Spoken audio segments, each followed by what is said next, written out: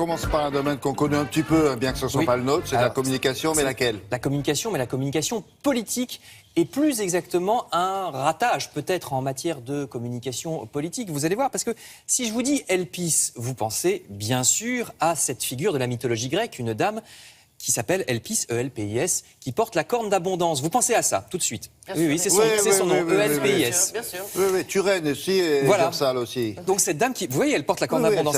elle s'appelle Elpis. E-L-P-I-S. C'est le nom que Benoît Hamon a choisi pour la structure politique de récolte des fonds pour sa campagne pour la Oh là. primaire Ah oui, de ça la va- gauche. Ça va faire ricaner dans les rédactions et dans les émissions de télé du matin. Parce que justement, comme elle porte la corne d'abondance, vous voyez, abondance, espoir. Abondance, Elpis. Bah oui, c'est Il a- son non, nom. franchement, il a appelé ça Elpis?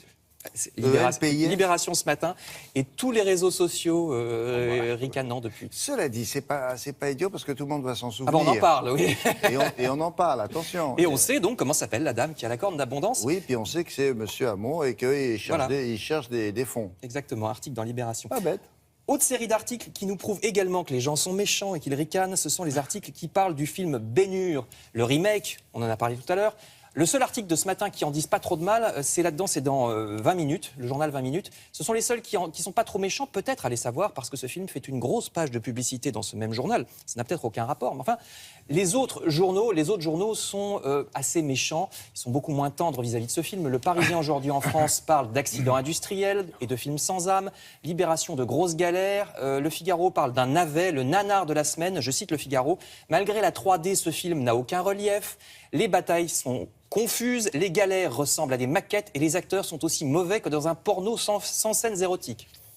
Ah, oh là, Je cite le voyez Figaro. Gersal, les films que vous aimez bien. Morgan Freeman est quand même formidable. Alors ils disent, il y a telle performance d'acteur, Mais c'est le seul. un tel se donne du mal, Il a etc. peut-être des impôts à payer, hein, Morgan Freeman. Là, il s'est dit, il faut que j'y aille. c'est ça. Allez dans les salles, vous faire une opinion par vous-même. Bien sûr, bien sûr. Mais sachez que la presse est beaucoup plus aimable à propos d'un autre film américain, c'est avec Diane Kruger, ça s'appelle Infiltrator.